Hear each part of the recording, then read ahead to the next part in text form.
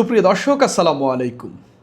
অন্তর্বর্তীকালীন সরকারের সময়ে যারা ঢাকা বিশ্ববিদ্যালয় ঘোষণা দিয়ে বলে কয়ে মব করেছেন, মানুষ পিটিয়েছেন, তারা এখন বিভিন্ন বিতর্কিত ইস্যুতে বিতর্কের মুখে পড়েছেন। ডাকসুর দুজন নেতা সমকামিতার মতো ইস্যুতে বিতর্কের মুখে পড়েছেন। ঘটনা তারা ঘটাননি, কিন্তু এই ঘটনায় তারা জড়িয়ে পড়েছেন এবং এই নিয়ে তাদেরকে নিয়ে ব্যাপক বিতর্ক উঠেছে। অর্থাৎ সমকামিতা ইস্যুতে ডাকসুর দুজন নেতা এবং বিশেষ করে ছাত্র শিবির চরম বিতর্কের মুখে পড়েছেন। প্রকৃতির লীলা খেলা বা প্রকৃতির প্রতিশোধ সম্ভবত এটাই, যে আপনি মানুষ পেটাবেন, মব করবেন, মানুষের উপর অত্যাচার করবেন, প্রকৃতি ঘুরে ফিরে আপনাকে কোনো না কোনোভাবে এর প্রতিশোধ নিয়ে দেবেন। আমি কথা বলবো যে ঢাকা বিশ্ববিদ্যালয়ে আসলে ঘটছেটা কি, সমকামিতা ইস্যুতে কেন এই উত্তাল পরিস্থিতি বিরাজ করছে, ছাত্রদল ছাত্র শিবির কেন মুখোমুখি অবস্থায় পৌঁছেছে, সর্বমিত্র চাকমা ডাকসুর সদস্য তিনি কিভাবে এই ঘটনায় বিতর্কিত হলেন, মোসাদ্দেক আলী ইবনে মোহাম্মদ এই ঘটনায় কিভাবে বিতর্কিত হলেন, এবং ছাত্র শিবিরের বিরুদ্ধে সমকামিতার বা সমকামিতাকে প্রোটেক্ট করার অভিযোগ উঠেছে। এরকম অভিযোগ কেন ছাত্র শিবিরের বিরুদ্ধে উঠল, তাদের একজন কর্মী যার ছাত্র শিবিরের নমিনেশন নিয়ে বলা যায়, যেহেতু বিশ্ববিদ্যালয়ে নমিনেশন দেওয়া হয় না, সমর্থন নিয়েই হচ্ছে এই নির্বাচন করে একজন ডাকসুতে বা হল সংসদে নির্বাচিত হয়ে তিনি সমকামিতার সঙ্গে জড়িয়ে পড়েছেন এবং সেটাকে প্রমোট করেছেন। তার সিটে, তার হলে তিনি যে সিটে থাকেন সেই সিটেই এই সমকামিতার মতো ঘটনা ঘটছে। অর্থাৎ শিবির, সর্বমিত্র চাকমা এবং মোসাদ্দেক আলী মোহাম্মদ তারা এই ঘটনায় ব্যাপকভাবে বিতর্কিত হচ্ছেন এবং জড়িয়ে পড়েছেন। আমি দেখব আসলে কি ঘটেছে। ঘটনা ঘটেছে দুইটা, একটা মাস্টারদা সূর্য সেন হলে আর একটা শহীদুল্লাহ হলে। সূর্য সেন হলে হচ্ছে ঘটনাটা একটু ভিন্ন। সেখানে হচ্ছে ডেটিং অ্যাপের মধ্য দিয়ে হচ্ছে একজনকে ডেকে আনা হয়। ঢাকা বিশ্ববিদ্যালয়ের একজন শিক্ষার্থী যিনি মাস্টারদা সূর্য সেন হলে থাকেন, তিনি ডেটিং অ্যাপের মধ্য দিয়ে একজনকে বিশ্ববিদ্যালয়ে ডেকে আনেন, মানে তিনিও সমকামী এবং এরকম আরেকজনকে ডেকে আনেন যারা হচ্ছে মানে বিশ্ববিদ্যালয়ে এই নিজেরা নিজেদের মধ্যে কিছু একটা করবেন, এই জন্য ডেকে আনা হয়। তো মাস্টারদা সূর্য সেন হলের শিক্ষার্থীরা এটা বুঝেছেন এবং যিনি বহিরাগত এসেছেন বা ডেটিং অ্যাপের মধ্য দিয়ে যাকে ডেকে আনা হয়েছে তাকে আটক করলেন। পরবর্তীতে তাকে কে ডেকে এনেছে সেই নাম বললেন, তারপরে দুজনকে হচ্ছে বিশ্ববিদ্যালয়ের যে প্রশাসন আছে সেখানে দেয়, তারপরে তাদেরকে থানায় দেওয়া হয়। শোনা গেছে সর্বমিত্র চাকমা তাদেরকে হচ্ছে থানা থেকে ছাড়িয়ে এনেছেন, পরবর্তীতে তাদের চিকিৎসারও নাকি খোঁজ খবর নিয়েছেন। এটা নিয়েই হচ্ছে মূলত বিতর্ক। মোসাদ্দেক আলী ইবনে মোহাম্মদ তিনি হচ্ছে এটার তীব্র সমালোচনা করেছেন। কিন্তু আবার সর্বমিত্র চাকমা পরবর্তীতে যখন শহীদুল্লাহ হলে শিবিরের সমর্থনে নির্বাচিত এজিএস ইব্রাহিম খলিলের রুমে তার সিটে যখন এই ঘটনা ঘটল, তখন আবার তিনি মোসাদ্দেক আলী ইবনে মোহাম্মদের সমালোচনা করলেন, যিনি আবার ডাকসুর সাহিত্য সম্পাদক। তার সমালোচনা করলেন যে শিবির যখন এই ঘটনায় ধরা পড়েছে তখন মোসাদ্দেকরা চুপ রয়েছে, কিন্তু সর্বমিত্র চাকমা যখন থানা থেকে ছাড়িয়ে এনেছে তখন সরব ছিলেন। তো শহীদুল্লাহ হলে আসলে ঘটনাটা কি ঘটেছে সেটা একটু আপনারা শোনেন। ঢাকা বিশ্ববিদ্যালয়ের ডক্টর মোহাম্মদ শহীদুল্লাহ হল সংসদের এজিএস ইব্রাহিম খলিলের কক্ষে অবস্থান করা বহিরাগত দুই যুবকের বিরুদ্ধে সমকামিতার অভিযোগ উঠেছে। তো যিনি তাদেরকে ধরেছেন তিনি ওই রুমেরই শিক্ষার্থী, তার নাম হচ্ছে আনয় চৌধুরী। তিনি বলছেন যে হচ্ছে এই শিক্ষার্থীরা অন্তরঙ্গ মুহূর্তে বা অন্তরঙ্গ অবস্থায় পাওয়া গেছে তাদেরকে, তিনি তাদের ভিডিও করেছেন এবং সেখানে আমরা ভিডিওতে দেখেছি ওই দুই শিক্ষার্থী যাদেরকে মাদ্রাসা শিক্ষার্থী হিসাবেই দেখা গেছে, যাদেরকে হচ্ছে ইব্রাহিম খলিল নাকি হচ্ছে চিকিৎসার জন্য এখানে নিয়ে এসেছেন। তো তারা ওই আনয় চৌধুরীর কাছে যখন ভিডিও করছিলেন তখন তাদের কাছে মাপ চাইছিলেন। তো এই যে এই ইব্রাহিম খলিলের বিরুদ্ধে এই তার সিটে এই ঘটনা ঘটলো, ইব্রাহিম খলিলটাকে আমরা একটু দেখি। ইব্রাহিম খলিল ডাকসুর হল সংসদের অর্থাৎ শহীদুল্লাহ হল সংসদের ছাত্র শিবিরের সমর্থনে হলের সহসাধারণ সম্পাদক অর্থাৎ এজিএস নির্বাচিত হয়েছেন। তিনি শিবিরের কর্মী বলে বিশ্ববিদ্যালয় শাখা সভাপতি যিনি মোহাম্মদ মহিউদ্দিন খান তিনি নিশ্চিত করেছেন। মহিউদ্দিন খান আবার সম্ভবত ডাকসুর এজিএসও, অর্থাৎ হল সংসদের ডক্টর মোহাম্মদ শহীদুল্লাহ হলের এজিএস যে শিবিরের কর্মী বা শিবিরের সমর্থনেই নির্বাচিত হয়েছেন, এটা ঢাকা বিশ্ববিদ্যালয় শাখা ছাত্র শিবিরের সভাপতি যিনি মোহাম্মদ মহিউদ্দিন খান তিনি নিশ্চিত করেছেন। খলিলের রুমমেট অনয় চৌধুরী ফেসবুকে 3টি ভিডিও প্রকাশ করেন।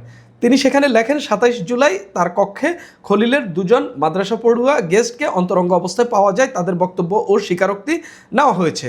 বিষয়টি ফেসবুকে পোস্ট করেন, পোস্টে খলিল লেখেন, ঘটনাটি আমার রুমে ঘটলেও এই বিষয়ে আগে থেকে আমার কোনো ধারণা বা সম্পৃক্ততা ছিল না। দেখেন, তিনি দুজন শিক্ষার্থীকে তার রুমে জায়গা দিয়েছেন যারা সমকামিতার মতো ঘটনায় লিপ্ত হয়েছেন। কেউ এটা ব্যক্তিগতভাবে করতে পারেন, যার যার পছন্দ। আমি ব্যক্তি স্বাধীনতায় বিশ্বাস করি, কিন্তু ঢাকা বিশ্ববিদ্যালয়ের মতো জায়গায় হলে গিয়ে আপনি এটা করবেন বা এটা করার জন্য স্পেস দেওয়া, তাও আবার শিবিরের একজন কর্মী হয়ে, শিবিরের সমর্থনে এজিএস নির্বাচিত হয়ে আপনি আপনার সিটে এটা করতে দিলেন, মানে খুবই ন্যাক্কারজনক, খুবই জঘন্য ঘটনা ঢাকা বিশ্ববিদ্যালয়ে ঘটে গেল। বাংলাদেশের প্রাচ্যের অক্সফোর্ড যেটাকে বলা হয়, সেখানে এখন যখন হচ্ছে পুরা বিশ্ববিদ্যালয়ে ছাত্র শিবিরের কন্ট্রোলে পুরা ডাকসু, পুরা হল সংসদ, সব কিছু ছাত্রদলের কোনো ছিটে ফোটাও নেই। ছাত্রদল সেখানে কমিটি পর্যন্ত দিতে পারছে না। যেই বিশ্ববিদ্যালয় পুরোপুরিভাবে এখন হল বলেন, ডাকসু বলেন, সব কিছুই ছাত্র শিবিরের নিয়ন্ত্রণে, সেখানে সমকামিতার মতো ঘটনা অহরহ ঘটছে। ছাত্রলীগ তো বিশ্ববিদ্যালয় নাই, থাকলেও হচ্ছে তাদের কোনো কর্মকাণ্ড নাই, তারা তো নিষিদ্ধ। তাদের নেতাকর্মীরা মানে কোনো রকমের বিশ্ববিদ্যালয়ে আইসা ক্লাস করতে পারলেই হচ্ছে বাঁচে। আর ছাত্রদল মাঝে মধ্যে দুই একটা মিছিল মিটিং করে। আপনারা দেখেছেন এই কয়েক মাস আগে ঢাকা বিশ্ববিদ্যালয়ে হচ্ছে ছাত্রদল কমিটি দিয়েছে, কিভাবে প্রতিবাদ করে তাদের সব কমিটি বাতিল করতে বাধ্য হয়েছে। সেই বিশ্ববিদ্যালয়ে এখন আমরা দেখতে পাচ্ছি যখন বিশ্ববিদ্যালয় এবং হল পুরোপুরি কন্ট্রোলে শিবিরের, তখন সেখানে সমকামিতার মতো ঘটনা ঘটছে। তাও আবার শিক্ষার্থীদের ভোটে নির্বাচিত এজিএস, হল সংসদের এজিএসের রুমে, সিটে, খাটের উপর এই ঘটনা ঘটছে। আপনি বোঝেন এগুলোর ইন্ধন কারা দিচ্ছে? অথচ তারা সারা দিন ধর্মের কথা বলে, ইনসাফের কথা বলে, এবং ধর্মের কথা বলে তারা ডাকসুতে জয় জয়কার অবস্থা হয়েছে। মোটামুটি প্রায় ডাকসুর যতগুলো কেন্দ্রীয় পদ রয়েছে প্রায় সবগুলোতেই তারা জয়লাভ করেছে। হল সংসদে তাদের জয় জয়কার। ছাত্রদল এখানে কোনো পাত্তাই পায়নি। অন্যান্য ছাত্র সংগঠন বা হচ্ছে যারা নিরপেক্ষ বা স্বতন্ত্রভাবে নির্বাচন করেছেন তাদের থেকে দুই একজন এসেছেন, কিন্তু এর বাইরে কেউই আসেননি, বা ছাত্র শিবিরের দখলে বলা যায়। তো মহিউদ্দিন খান যিনি ছাত্র শিবিরের সভাপতি, তিনি বলছেন যে তদন্ত করে দেখব আসলে সে এই কাজের সঙ্গে জড়িত কিনা, মানে ইব্রাহিম খলিল এই কাজের সঙ্গে জড়িত কিনা, বা তার অজান্তেই তার রুমের অতিথিরা এই কাজ করেছে কিনা। আর আমরা বিশ্ববিদ্যালয় হল ও প্রশাসন ও হল প্রশাসনকে বলবো অপরাধ হলে যথাযথ ব্যবস্থা নিতে। এই ঘটনায় মোটামুটি বিশ্ববিদ্যালয় উত্তাল অবস্থায় পৌঁছেছে। ছাত্রদল একটা সুযোগ পেয়েছে যেটা দিয়ে বিশ্ববিদ্যালয়ে ছাত্র শিবিরকে মোটামুটি তারা ধরতে পারে, এবং এটা একটা ধরার মতো ইস্যু। আপনি হলে এটা করতে পারেন না। দেখেন, আওয়ামী লীগের আমলে হল দখল হয়েছে, সিট দখল হয়েছে, গণরুম চালু হয়েছে, তাহলে তো বলা যায় ছাত্র শিবিরের সময় ঢাকা বিশ্ববিদ্যালয়ের হলে সমকামিতা হচ্ছে। তো এটা আপনি আপনার যার যার বাসায়, যার যার রুমে আপনি করতে পারেন। যদিও ধর্মীয়ভাবে এটা একেবারেই অপরাধ, ধর্মীয়ভাবে এটা গুনাহের কাজ, ধর্মীয়ভাবে এটা করা যায় না, কিন্তু আপনি গণতান্ত্রিক কাঠামোর মধ্যে সামাও এটাকে অ্যালাউ করতে পারেন, ধর্মকে একপাশে রেখে। যদিও ধর্মকে একপাশে রাখার কোনো সুযোগ নেই, কিন্তু গণতান্ত্রিক কাঠামোতে এটার জায়গা আছে। অনেক দেশ এটাকে হচ্ছে বৈধতা দিয়েছে, কিন্তু বাংলাদেশে এটা গণতান্ত্রিক এই আইনগতভাবেও এটা বৈধ না। একটা ইসলামী দেশে সর্বোচ্চ বিশ্ববিদ্যালয় বা একটা ইসলাম প্রধান দেশে, বা যেখানে মানুষ প্রচুর পরিমাণে ধর্মপরায়ণ, সেখানে একটা দেশের সর্বোচ্চ বিদ্যাপীঠে এই ঘটনা ঘটতেই পারে না। এখন দেখি ছাত্রদল ও ছাত্র শিবিরের মধ্যে কি ঘটছে। শহীদুল্লাহ হলের ছাত্রদলের আহ্বায়ক এই ঘটনায় বলছেন, সমকামিতাকে প্রমোট করতে গিয়ে ছাত্র শিবির বিভিন্নভাবে এজিএসকে রক্ষা করার চেষ্টা করছে, এই জন্য নানাভাবে মিথ্যাচার করছে। তার দাবি, আগের দিন সিসিটিভির ফুটেজ মুছে ফেলা হয়েছে যাতে ওই সময় এজিএস সেখানে উপস্থিত ছিল কিনা সেটা প্রমাণ না করা যায়। বিভিন্ন ধরনের মিথ্যাচারের মাধ্যমে শিবির নিজেদের পক্ষ নেওয়ার চেষ্টা করছে বলেও অভিযোগ করেন। ছাত্রদল এটা নিয়ে মিছিল করেছে এবং হচ্ছে এটা নিয়ে হাতাহাতি হয়েছে। শহীদুল্লাহ হলে ছাত্র শিবির বলছে ছাত্রদল তাদের উপর আক্রমণ করছে, এরকম। তবে ছাত্রদলের বিরুদ্ধে হামলার অভিযোগ তুলেছেন শহীদুল্লাহ হল সংসদের সাধারণ সম্পাদক তকির হোসেন, যিনি আবার শিবিরের সমর্থনে নির্বাচিত। মঙ্গলবার বেলা 2:30টার দিকে হলের পক্ষ থেকে তদন্ত কমিটি ডাকে অংশ নিতে যান তারা। তদন্তে হল সংসদের এজিএস ও তার রুমমেটকে ডাকা হয়েছিল।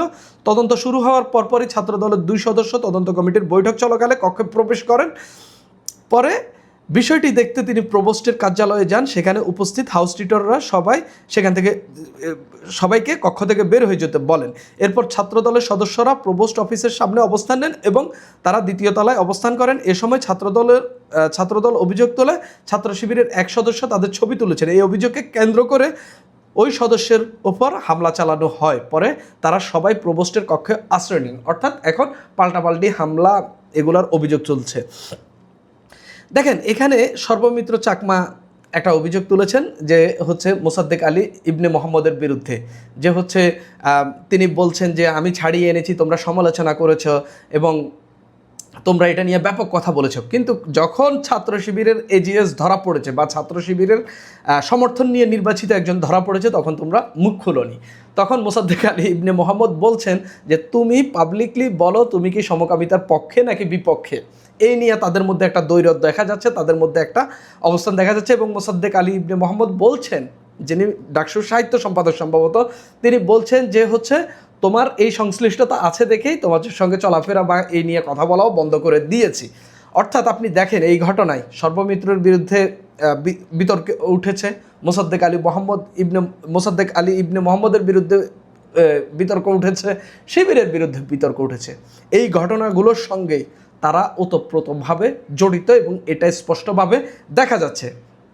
অর্থাৎ শিবির এখানে ধরা খেয়েছে, এখানে সর্বমিত্র চাকমা ধরা খেয়েছে এবং ছাত্র শিবিরের প্রপার সমালোচনা না করায় মোসাদ্দেক আলী ইবনে মোহাম্মদের সমালোচনা করেছে সর্বমিত্র চাকমা। আপনি দেখেন প্রকৃতির বিচারটা দেখেন, জাস্ট বেশি দিন লাগে নেই।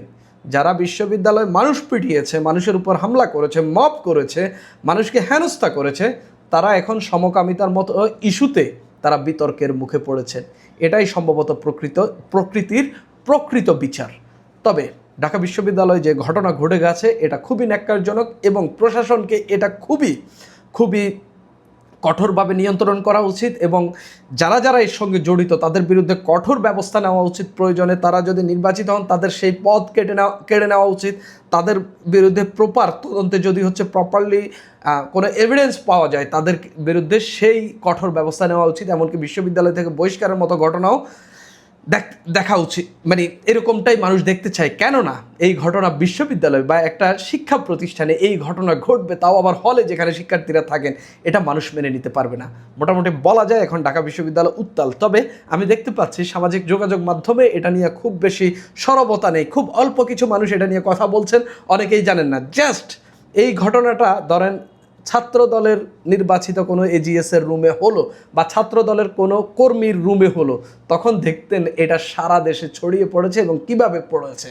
এজন্যই আমি বলি শিবিরের মিডিয়ার প্রয়োজন হয় না, জামাতের মিডিয়ার প্রয়োজন হয় না। সামাজিক মাধ্যমে তাদের এমন শক্তি রয়েছে বা তাদের অবস্থান এমন জায়গায় রয়েছে, তারা আসলে মিডিয়ার চেয়ে বেশি প্রভাব এখানে রাখতে পারে। সুপ্রিয় দর্শক, এখন এই পর্যন্তই।